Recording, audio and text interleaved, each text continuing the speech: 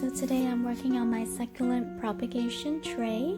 I got these cute pots that I'm going to pot up the succulent babies that are already big enough and they have fallen off from their mother leaves. You can see that their mother leaves are already all brown and it has no more water and moisture, so they're no longer getting any nutrients from the mother plant. So what I did was I go around the tray and I find all the babies that have just fallen off on their own. And for the ones that are looking a bigger in size, I'll try to give them a little tug and see if they will just come right up. If they don't, then I'll let them stay with their mother leaf a little bit longer, maybe like a week or another 2 weeks, until they have taken up all the moisture from the mother leaf before I find them a permanent home. So I got all these succulent leaves the same day, and as you can see, some are growing bigger and some are still small. Then some are only giving me roots and some don't give me any roots at all. So they're all looking a little bit different. They have different growth rate even though they're from the same type of plants. So patience, it's really the key. I lay them here on top of the soil and I spray them, I'd say, once every 3 days. And I don't completely soak them like I used to in the more mature succulent plants. I just mist them very lightly on the top. I don't want them to rot or anything, so I'm just keeping a close eye at them and give them lots of attention and care. This place that I set my egg carton, it has indirect sunlight.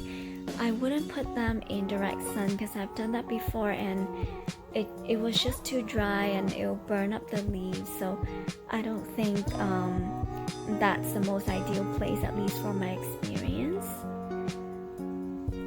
So looking at some of the succulent babies, some of them have roots and some of the roots are really long, where it makes it difficult for me to plant them into the soil if I don't have like a pencil or like a tweezer with me.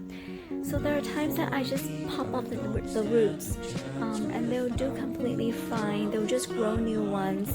As you can see, the roots that I have, I kind of lay them out a little bit too long as I should, so the roots are not as pink and fluffy and healthy.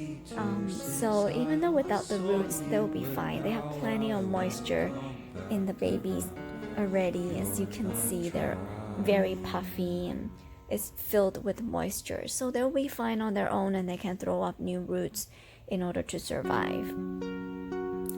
So as you can see, there are still a few more leaves that are waiting. The mother leaves are still looking very healthy.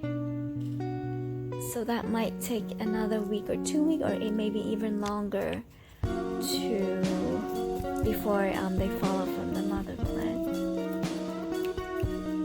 So let me get them all planted, and then we'll see pictures of what the finished product looks like. And this is definitely a very rewarding process. It doesn't need any fertilizer. It's not picky with what kind of soil. I use cactus soil because that's what I have. But if you are just gonna mist it lightly, you don't have to worry about too much moisture. So here it's all potted up, and I have some tiny rocks as top dressing, give it a more finished look. And I realized that the top dressing also helped me stable the position of the baby succulent. Since they don't have a lot of roots and they're so tiny, it's so easy for them to tip over. And I don't want to bury them too deep either because I really don't want any root rots. So if you have any tiny rocks, I would highly suggest it. It gave it a really polished look when it comes to succulent arrangements. And I also found myself a small little decoration. I found a Bambi where I think it's perfect to add on to this succulent baby fantasy garden. it just gave it that whimsical feeling. So there it is. It's a finished product, super cute in that strawberry pot. And it will take a long time for them to grow to a bigger size, and when that happens, I will just pop them all out and I'll just bring them to a bigger pot or split them into two.